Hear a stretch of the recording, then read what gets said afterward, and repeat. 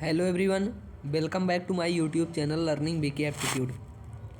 जो सभी स्टूडेंट की मेन प्रॉब्लम रहती है, सर कि एडमिशन कितने नंबर पर होगा, हम कितने नंबर पा जाएं तो एडमिशन के लिए एलिजिबल हो जाएंगे, चाहे वो गवर्नमेंट को हो या प्राइवेट कॉलेज के हो।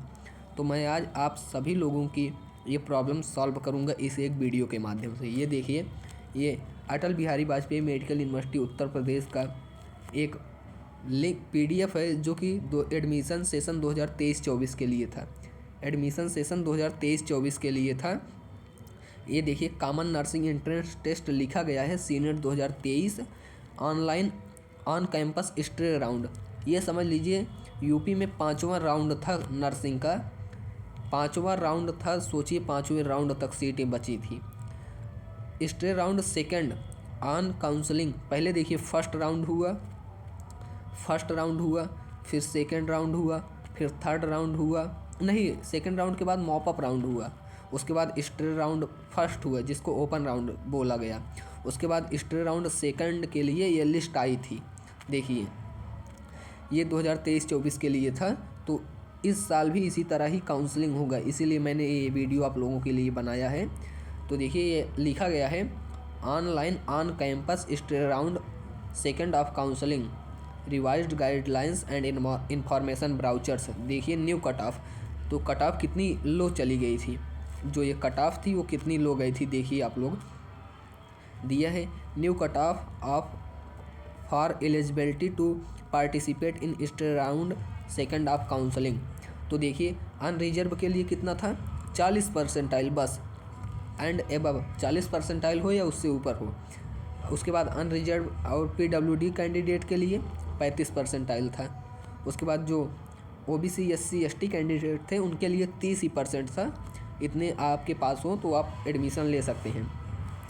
तो देखिए ये डेट दी गई है कि कब हुआ था स्टे राउंड सेकंड। तो देखिए ये सब डेट दी गई हैं, ये सब ज़रूरी है नहीं। उसके बाद हमें मेन पढ़ना है कि मेन देखना है कि क्या क्या चीज़ें ली गई थी, कौन कौन से डॉक्यूमेंट, कौन कौन से। तो देखिए रैंक के हिसाब से पहले रैंक देख लीजिए किन किन लोगों को बुलाया गया था। देखिए रैंक के हिसाब से देखें तो बुलाया गया था कैंडिडेट जिनकी रैंक 1 से 34,000 तक है, 34,000 तक है। उसके बाद फिर 34,000 से 1 से लेकर 35,500 तक बुलाए गए। उसी तारीख को पहले 8 से 12 तक चली, 8 से 10 तक चली, फिर 12 से 2 तक चला। उसके बाद देखिए फिर 38,000 रैंक तक देखिए एडमिशन हुआ था, 38,000 रैंक तक एडमिशन हुआ था। आप लोग समझ लीजिए कि कट ऑफ कितनी लो गई थी। उसके बाद देखिए ये काउंसलिंग के लिए और कौन कौन सी चीज़ें लगी थी, कहाँ बुलाया गया था। देखिए काउंसलिंग यही जगह हुई थी, काउंसलिंग हुई थी होटल डैमसन प्लम्स में, होटल डैमसन प्लम्स में ये काउंसलिंग हुई थी, जो कि sector B2 plot number F1 अमर शहीद पथ गोल्फ सिटी लखनऊ के पास है। ये लुलु मॉल के पीछे है, लुलु मॉल के पीछे है। और ये सुविधा भी दी गई थी कि आप मैप के माध्यम से पहुंच सकते हैं। आप इस पर क्लिक करते तो गूगल मैप ओपन हो जाता, और ये वेबसाइट दी गई थी और ये हेल्पलाइन नंबर दिया गया था। उसके बाद कुछ गाइडलाइंस थी, एलिजिबिलिटी क्राइटेरिया थी। तो देखिए क्या क्या एलिजिबिलिटी चाहिए थी उस सेकेंड स्टे राउंड में। देखिए following candidate will be eligible to participate in stray round of counselling all qualified candidate who have not participate. जिन्होंने किसी भी राउंड में पार्टिसिपेट नहीं किया था, चाहे फर्स्ट हो, सेकंड हो, मॉप अप हो, स्टे राउंड हो, स्टे राउंड फर्स्ट हो, मतलब किसी भी राउंड में आप पार्टिसिपेट नहीं किए थे तो भी आप पार्टिसिपेट कर सकते थे। उसके बाद अगला कहा गया है all qualified candidate who have participate in round first. जिन्होंने सभी राउंड में पार्टिसिपेट किया था, चाहे फर्स्ट हो, सेकंड हो, मॉप अप हो या स्टे राउंड हो, और उनको कॉलेज अलाट नहीं हुआ या उन्होंने कॉलेज अलाट होने के बाद एडमिशन नहीं करवाया। उसके बाद qualified candidate who have been allotted a seat and had not been admitted, मतलब जिनको कॉलेज अलाट हो गया था और वो एडमिशन नहीं लिए, वो भी इसमें पार्टिसिपेट कर सकते थे। और बोला गया है qualified candidate who have taken admission in a college and have resigned. देखिए कॉलेज में एडमिशन होने के बाद कुछ कैंडिडेट रिजाइन कर देते हैं, क्योंकि वो लोग नीट का फॉर्म भी भरते हैं। नीट का निकल जाता है तो उनका BSc नर्सिंग नहीं करते हैं। नीट निकलने के बाद कोई BSc नर्सिंग करेगा, तो इसीलिए वो नहीं करते हैं। उसके बाद देखिए, उसके बाद दिया गया था all new eligible candidate as per following cut off, जैसे ये कट ऑफ दिए गए थे ऊपर देख ही लिए हम लोग। उसके बाद दिया गया है following candidate will not be eligible to participate in stray round of counselling. कौन से कैंडिडेट ये स्टे राउंड के काउंसलिंग में नहीं पार्टिसिपेट कर पाएंगे या नहीं कर पाए थे, वो देखिए। वो थे candidate who have been allotted a seat, जिनको एक सीट मिल गई थी और वो एडमिशन ले लिए थे अलॉटेड कॉलेज में, वो नहीं इसमें पार्टिसिपेट कर सकते थे। और candidate who admitted by allotted college and resigned, मतलब जो एडमिशन ले लिए थे उसके बाद रिजाइन किए। रिजाइन कब किए? 27 तारीख के बाद, तो वो भी नहीं एडमिशन ले सकते थे, क्योंकि देखिए यूनिवर्सिटी ने एक मौका दिया था, आप इतने समय तक रिजाइन दे सकते हैं। उसके बाद candidate who have been admitted in stray round first of counselling, या जो स्टे राउंड फर्स्ट काउंसलिंग में एडमिट हुए थे और उनको मतलब कॉलेज मिल गया था, वो भी नहीं मतलब करवा सकते थे। उसके बाद देखिए कुछ प्रोसेस दिया गया था, रजिस्ट्रेशन प्रोसेस क्या क्या दिया गया था। Online registration for counselling will be done candidate through official, मतलब आप सीनेट के वेबसाइट पर इसी पर जाकर आप रजिस्ट्रेशन करवाए थे कैंडिडेट।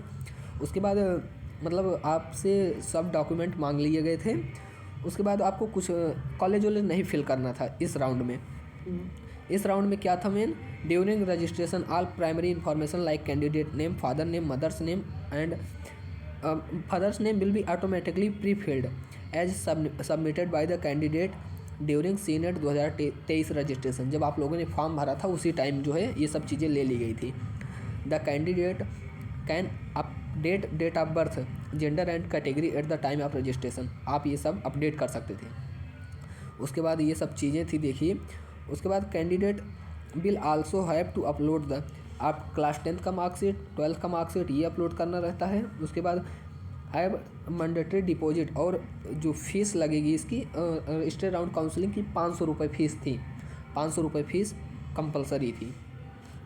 देखिए ये 500 रुपये दिया गया है। 500 रुपये फीस देने के बाद एक मेन चीज़ थी जो काफ़ी कैंडिडेट की बहुत प्रॉब्लम थी। मेन चीज़ क्या थी देखिए, ये 500 रुपये